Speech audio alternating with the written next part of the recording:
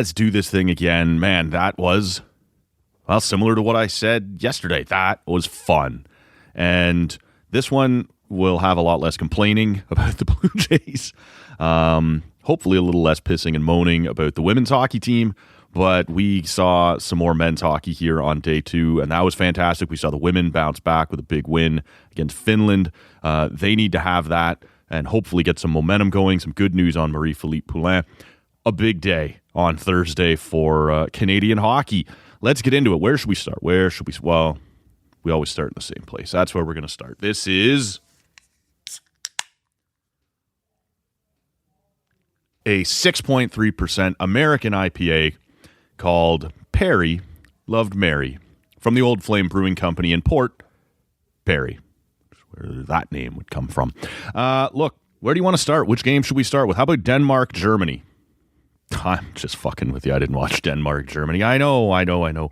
It's more Insider, and it's Draisaitl and Paterka and Stutz. I don't care. There was no way I was watching that up against the... I wanted to see what the Americans looked like. First game out, they had been walking around with some swagger, and I don't mean that in a bad way. They are one of the co-favorites here. They've been boasting about what's to come and what their performance is going to look like here. Somehow taking a moral high ground over Canada for the fact that the Americans are staying in the village and the Canadians aren't. I guess we're supposed to look away, if you're an American fan, from the yachts that the USA Dream Team books at every Summer Olympics, these sorts of things. It's only good when it's your guys. It's only bad when it's the other guy. Whatever. Who cares? We're actually going to start with Team Canada because obviously we're going to start with Team Canada. And as I said yesterday, I thought it was a lot of fun just watching Finland, Slovakia, and just watching Sweden versus Italy. There was some storyline stuff there, but even beyond that, as I said, it was interesting to see Rantanen only play 8 minutes in the first 2 periods. It was interesting to see OEL and Philip Forsberg barely used by the Swedes, and you sort of get the itch. What's my team going to look like, and what are they going to do with the big boys there on the American side? And we got all of those answers on Thursday, and we got some of them really quickly. The Binnington thing, it's been discussed to death. Including here. I'm not ripping anybody. It's hard not to talk about it when you are about to commit an unforced error, and you're not just going to commit it, you're going to commit it at 100 miles an hour. Head down, we're going to run face first right into this. And at the end of game 1, he's got himself a shutout. And not an easy shutout. The Czechs are a legit team. Their top line, which got split up as the game went on, but of Hurdle and Natchez and... the big boy there, Pasternak, he kept them off the score sheet, as did the Canadian defense, but they got their looks. And as the game went on, the Czechs tried to do it in a different way. They started to spread the big boys out and come at you in a few different lines to see if maybe that was a better approach.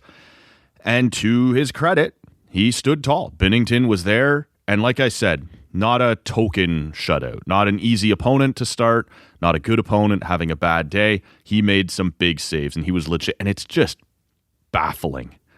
I can't imagine it's as simple as I'm one guy in St. Louis and I am another guy when I get to play for Team Canada. And I can't say he put all my fears to rest, because at some point you're going to face somebody with some more weapons. And the Czechs are legit, but other teams are going to be deeper, get better opportunities, and just, I don't want to be negative about it. He did literally every single thing he could possibly do against the biggest dog in Canada's pool in the game that he was given here to start. So what else can you ask of the guy? As I say, it still makes me nervous, because I assume now what will happen is Logan Thompson gets game 2, just so that both guys get to see some action in case of injury, in case of God knows what going on. And then they will pick one and go for game 3 against France with whoever the guy is going to be. And I don't think Logan Thompson, no matter what he does against Switzerland on Friday, can outshine Binnington, plus Binnington's reputation and I mean his good reputation, the reputation that management and coaching seems to have of him. They're going to go back to Binnington against France on Sunday, and France is not going to test Binnington enough to knock him out of this spot. And when we get to the heavy stuff and get into the playoff rounds, it sure looks like Binnington's going to be your guy. And as I said, based on what he did here in the first game, I guess, right? Like, he did everything you could ask him to do. So buckle up. And we'll get to the rest of the game here in a while, but they did ask John Cooper, head coach of Team Canada, after the first game here, after the 5-0 win, when did you decide that Binnington would be your guy to start the Olympics? And he said about 355 days ago. And everybody's like, that's a cutesy answer. Like, wow, look at the loyalty. That's a bad answer, man. Like, did you literally not watch him play in the first half of this year? Because that would explain a lot. Like, if you just went, well, that's my guy, I don't have to watch him. That would actually explain how we ended up in the situation we're in right now. I assume more went into it than that, but I don't know. I like John Cooper as a coach. I think he's a very good coach, but there are moments where he can be a little smug, and I thought that was a little smug. Why don't we talk about the more fun elements of this, the things that I think can be sustainable, and we can start with that power play. Canada got a power play very early on in the game, and they were whipping it around, and they didn't end up scoring, but even then I tweeted out, like, that's the amount of talent here is just silly. To have Makar and McDavid and McKinnon and Crosby and then Reinhart as like your trigger guy, you're probably going to put somewhere in the middle. And they did make mention at some point there in the broadcast that Crosby coming out of the corner had 3 right-handed shots to pass to, like, as an option, which is just insane. And not just token righties, not just run-of-the-mill guys. He's got McKinnon and Makar and Reinhart all just standing there waiting. And that's insane. I don't, and sure enough, obviously in the third period, you get the 4-0 goal off the power play, and everyone's raving about that one, as they should be. Crosby to McDavid, cross crease to McKinnon, and dunks it in the net. And the Czech defenders are skating to the bench like, I don't know. Like, how do you even get upset? Like, I don't know what you want me to do about that. That is, back in the mid-2000s, you could set, like, speed boosts and stuff on one side when you were playing the EA NHL games. Like, my team will skate faster than my team has the power boost and yours doesn't. And I think it was meant to be to even it up. Like, if you're really good and the person you're playing against really bad, you can kind of set the boosts on one side or the other. That power play is just permanently boosted in one direction, and it's not fair, but it is so much fun to watch. There's been a lot of talk about McKinnon. I want to get to him and his line in a second, but I think characterizing, like, a lot of people kept referring to it as like tucking him into a third line checking role with Hagel on one side and Suzuki on the other. I don't think that's what that line was meant to be. If you were going to say that Canada had specifically designed a checking line, it's the Crosby, Marner, Stone line quite clearly. And that line, it's funny, it ended up working out pretty well. And, well, I don't want to overstate it because clearly I'm wrong. But in my opinion, or in my view, as the game was going on, I sort of felt like maybe that line wasn't really working. And I was about to tweet something like that, and for whatever reason I was delayed, which saved my credibility momentarily, if I have any. Because that was right before Marner went down, made that sick, like, scoop sauce pass over to Stone for him to dunk it in the net. You're like, oh, actually, this line might be okay. Like, I don't know. I'm not staying up late enough these days, so I don't know how often Stone and Marner are playing on the same line, but clearly there would be some chemistry there and some familiarity. So that's helpful. And through the rest of the game, they did look better together. And maybe, when I say they had pulled it out of the fire, maybe they just pulled my tweet out of the fire. I don't think it looked bad earlier. and it takes some time to develop chemistry. I just sort of wondered if there was too much of the same element on that line and maybe it wasn't going to function. But through the second half of the game, it got going much better. The Celebrini, Wilson, McDavid line was just every bit as fun as advertised. And I'm sorry I keep using that word, but that's the only word I've got for it. Like, it was fun to watch all these guys back at the Olympics. And it was fun to think, wow, one of the NHL's big thumpers, who, to be fair, has scored a lot. He has come a long way. He is a different player than what his reputation suggests he is. But to think Tom Wilson is going to be like the Zach Hyman on steroids for Connor McDavid. And then, by the way, we're going to drop this 19-year-old Macklin Celebrini onto that line to create energy, and he can score and he can stir it up. I couldn't wait to see that in action. And almost immediately, it got off to a good start. Celebrini scores early. They created other chances. Connor McDavid alone, I believe the statistic was, had created 14 scoring chances. The Czechs as a team created 12. Like, Connor was on it. And on shift one, he comes out, and everybody's like, I wonder what McDavid's going to look like in shift one, and can he get it? And he just runs the fuck over some Czech defenseman. Like, that guy is locked in. He is ready to go. And to get himself into the game, he just blew somebody up physically. I almost used the word fun again. It was incredible. And you just love to see that. And that line worked really well. I thought they did a good job near the bottom of the forward group in keeping everyone fresh. Sam Bennett, I suppose, was technically the 13th forward, but when he slid in there, you had that Florida Panther line with Reinhart and Marchand. That worked pretty well. Bo Horvat would swap in and take the other reps in between those two, and that worked well. Obviously, he scores a sick goal on a breakaway. And so there's like, I said I wanted to get to the McKinnon line. There's logic to all the other lines, and I can't imagine it's this simple, but I wonder if McKinnon got left with what was left, for lack of a better term. Like, okay, we want to keep the three Panthers together, or at least the two wingers, and Horvat and Bennett will swap in there. We really like what type of identity the Crosby, Stone, Marner line could have, so we want to keep them together. And we think there's a certain logic to this McDavid line with Celebrini and Wilson. And all of those things turned out to be true. And so when I say McKinnon gets left with what's left, it's kind of like, well, where do we put Suzuki? Where do we put Hagel? I guess they go on a line with McKinnon.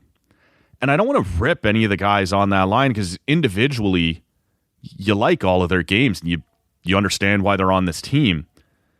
But I don't love the fit with the three of them together. And I never really did when we saw the lines come out there over the weekend when they all first got to Italy. That one looked really strange.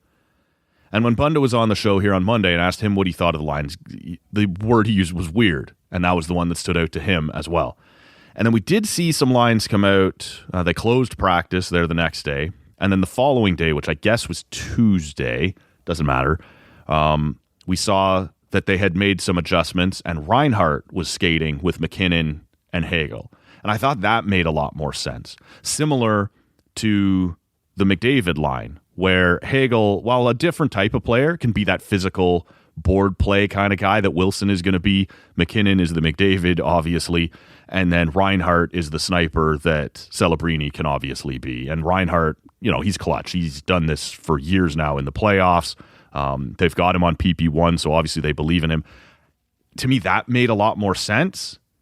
But now you have Suzuki with Marchand and Horvat.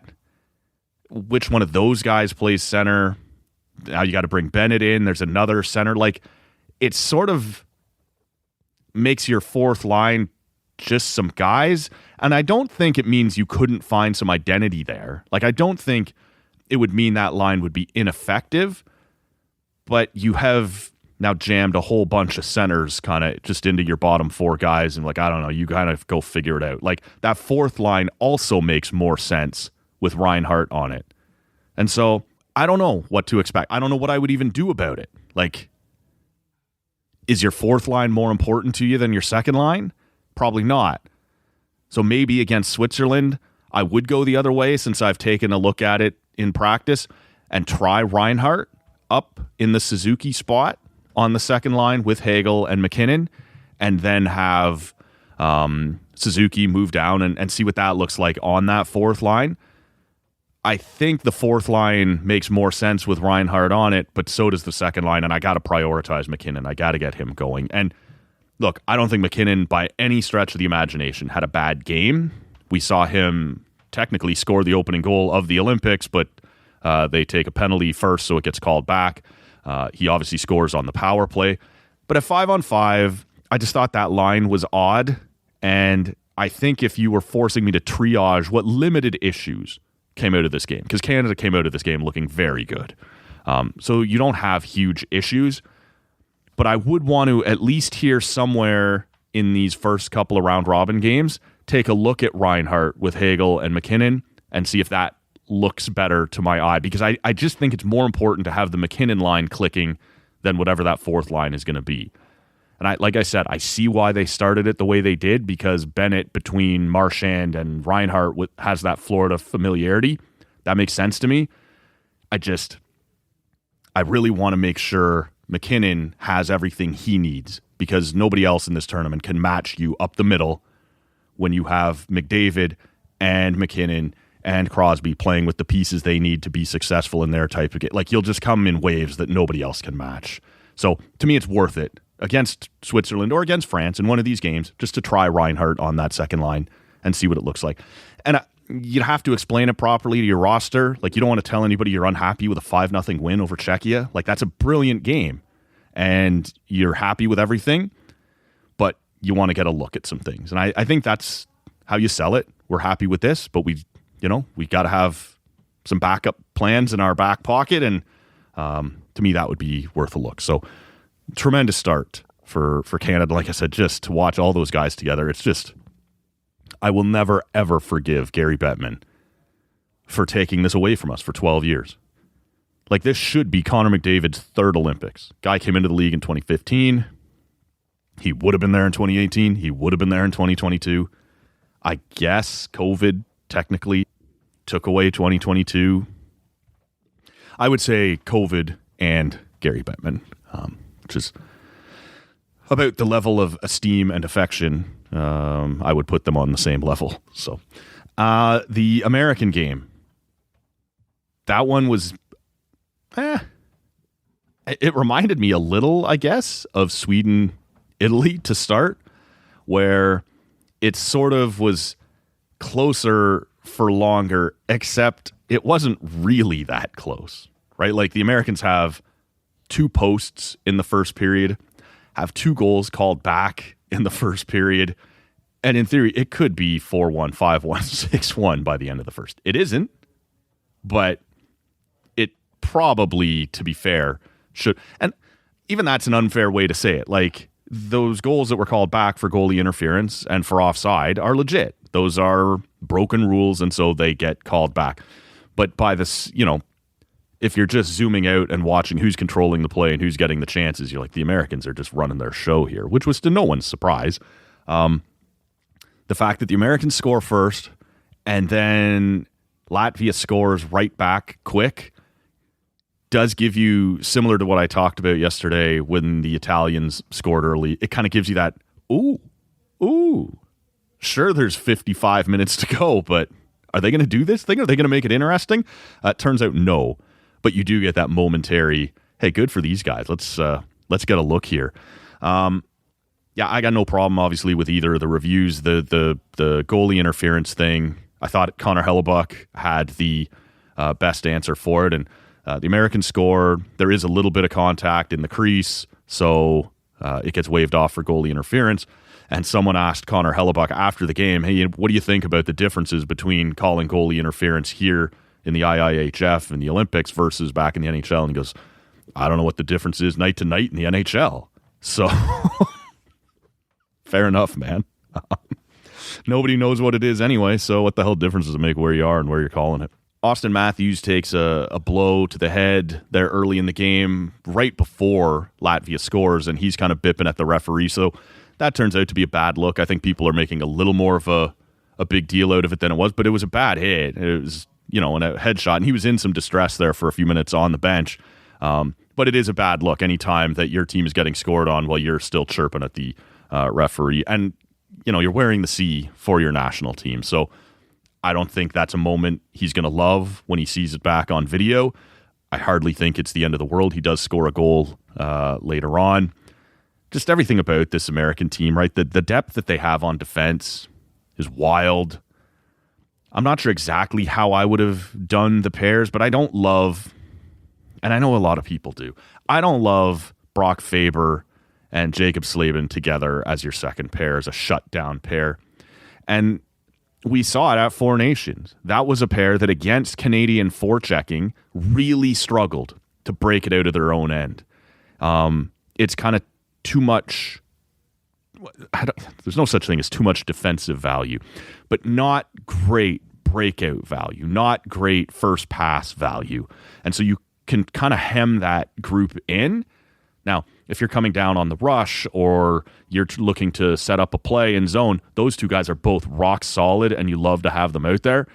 But I think they're going to struggle to get out against better teams. And when you have Hughes and Sanderson and Werenski, I think it's a slam dunk that you just put one of those guys on each pair and they can break it out while having Slavin and Faber, working with those guys as a defensive presence on each pair. Obviously, I like Hughes and McAvoy. I think that makes sense. But and it's probably nitpicking. The American blue line is the best blue line in the tournament. That's not how I would have allocated my resources, is putting Faber and Slavin together. But against the Latvians, it wasn't really going to burn you. But another one of those games where for a few minutes, they kept it interesting. The officials helped keep it interesting. It kind of looked like, the villain keeps showing up and being thwarted by something different each time. I know not everyone would see the Americans as the villains, but everyone outside America does. So that was fun too. Like I said, a couple other interesting games here. Canada back at it on Friday against the Swiss. I believe the Americans have a day off, but there'll be some other men's games. We'll see how this shakes loose. I have enjoyed it. I should mention here before we wrap up, the Canadian women get back on track with a big 5-0 win over Finland. Look, the Finns are legit, but they're not on this level yet. They're sort of more on that, Czechia, we've seen it, right, level where Canada and USA are up here. And maybe right now, and I don't want to harp on things, maybe USA slightly up here and then Canada and then the rest. But they got done the things they needed to get done. I'm not happy with the ice time that Troy Ryan is doling out. You've only got so many players going right now, and they're all getting like 10, 11 minutes. At some point, get over it. Like, cut your losses on the fact that some of your top players, some of these veterans that you've brought, aren't bringing it right now. Understand that they may break through, they may get going, but right now, you've got to rely on the players who are pushing it right now. And that's your O'Neills, and that's your Gardners, and you're just not playing them enough. Like, stop with this idea that that's your fourth line and start playing them, because they're playing with energy, and you are going to need them if you have any chance of getting going against the Americans here in a rematch against USA. It does sound like Marie-Philippe Poulin will play again in the tournament. We talked about this yesterday on the show. I would sit her out for the quarterfinals. Troy Ryan did say he's optimistic she could play in the quarters. I don't think you need to do that. You're playing Germany on Saturday morning. You can beat Germany without Marie-Philippe Poulin, and if you can't, you shouldn't be here anyway, right? I would allow her to have that game off. I would bring her back in at the semifinals and have her play 12, 15 minutes. Enough to get into the flow, enough to contribute, enough to really kind of get up to speed again. But I'm not going to run her into the ground. And again, a game you should win reasonably comfortably. Whatever that semi looks like. Again, that's going to be a Czechia or a Finland or whatever. You should be able to clear that fairly easily and use it as a ramp-up game for Poulin while everyone else does the heavy lifting to win that. And then hopefully she's as close to full speed as she's going to be when you get into a rematch with the Americans for the gold medal. where the cards are going to be stacked against you, and you certainly want her back in there. But as we talked about there in the last couple episodes, that loss to the Americans was not just due to missing Marie-Philippe Poulin. They're going to have to be far better across the board, up and down the roster, behind the bench, certainly. And then, hope there's a little bit of that Marie-Philippe Poulin magic, in concert with a huge performance from Anne-Renée Desbiens, and maybe you can get this done. But, man, everybody's going to have to look a lot better. And Troy Ryan on Thursday against Finland didn't look like he'd learned any lessons.